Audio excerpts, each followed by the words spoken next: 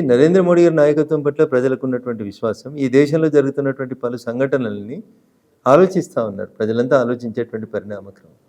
కుంభమేళాను విమర్శించేటోళ్ళని చూస్తా ఉన్నాం. రకరకాలైనటువంటి అంశాల లోపల భారతీయ జనతా పార్టీ చేసే పనులు, నరేంద్ర మోడీ గారు చేసేటువంటి ప్రతి పనిని విమర్శించేటువంటి వ్యక్తులను చూస్తా ఉన్నాం. దానివల్ల ప్రజల్లో ఒక రకమైనటువంటి ఆలోచన వస్తూ ఉంది.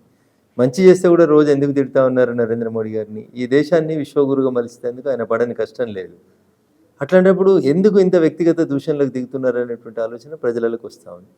వెస్ట్ బెంగాల్ ముఖ్యమంత్రి గారికి సంబంధం లేని అంశాలలో ఆమె జోక్యం చేసుకొని అప్పుడు డిమానిటైజేషన్ అప్పుడు ప్రధానమంత్రి గారిని పట్టుకొని లక్నో రోడ్లో చౌరస్తాలో ఉరిదీయాలనేటువంటి పదం మాట్లాడినారు. మళ్ళీ ఇప్పుడు అంత పెద్ద కుంభమేళని అన్ని కోట్ల మంది ప్రజలు ప్రపంచమంతా వీక్షించి అంత గొప్పగా నిర్వహిస్తే అది కుంభమేళన మృత్యు మేళన అని మాట్లాడతారు. సో మీకు ఏం సంబంధం అసలు? 1,00,000 మంది జనం వస్తేనే రకరకాలైనటువంటి అవస్థలు, ఇబ్బందులు ఉంటాయి. అట్లాంటిది 60 కోట్ల పైచీలకు జనం వచ్చి సక్సెస్ఫుల్గా పోయినారు. దురదృష్టకరం కొన్ని యాక్సిడెంట్లు జరిగినాయి, బాధాకరమైనటువంటి విషయాలు జరిగినాయి.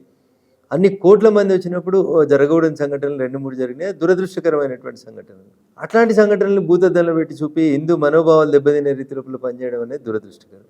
చాలామంది అట్లే మాట్లాడుతూ ఉన్నారు. ఉత్తరప్రదేశ్ మాజీ ముఖ్యమంత్రి అఖిలేష్ యాదవ్ గారు కానీ, పశ్చిమ బెంగాల్ ముఖ్యమంత్రి మమతా బెనర్జీ గారు కానీ అట్లా మాట్లాడడం అనేది దురదృష్టకరం.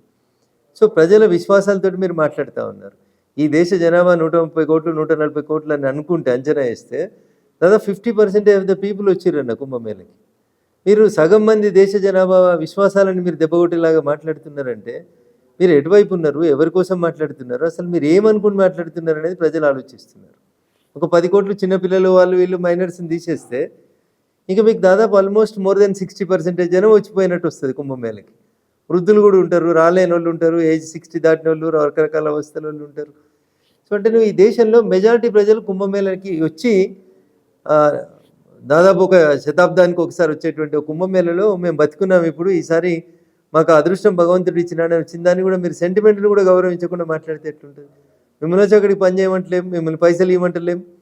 ఎవరికి వాళ్ళు కిలోమీటర్లు నడిచిపోయి కష్టపడి వాళ్ళు కుంభమేళకు పోతే కూడా మీకు కన్ను కుడితే దానికి ఎవరు మాట్లాడతారు? సీరన్న ఏ చెట్టుకైతే పనులు ఎక్కువ ఉంటాయో దారెంబడి పోయి ప్రతి ఒక్కరు రాయితో కొడతాడు పండు కోసం. సో ఎందుకు కొడుతున్నాడు వాడు? ఆ చెట్టు మీకు రాయి ఎందుకు పోతుంది? ఆ చెట్టు నిండా పనులు ఉన్నాయి కాబట్టి తనకు ఫలం కావాలి కాబట్టి రాయితో కొడుతుంటాడు.